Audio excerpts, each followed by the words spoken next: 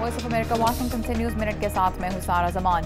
अमेरिकी वज़ीर ख़ारिजा John Kerry Germany के दौरे पर हैं, जहां उनकी यूक्रेन की हिस्ब इख्तिलाफ के अरकान से मुलाकात भी मुतवक्को है। दूसरी जानब आठ रोज से लापता एक अहम हुकूमत मुखालिफ यूक्रेनी कारकुन ने दावा किया है कि उसे अगवा करके तशद्दुद का निशाना बनाया गया। यूक्रेन में नवंबर से हुकूमत मुखालिफ मुजाहरे जारी हैं।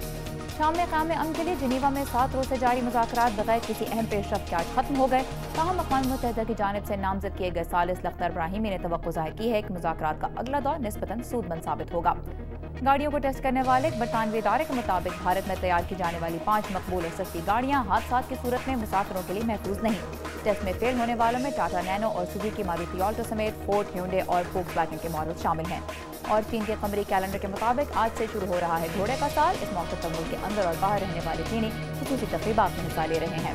ये था VOA न्यूज़ मिनट। खबरों की तफसीलात urdu VOA.com पर।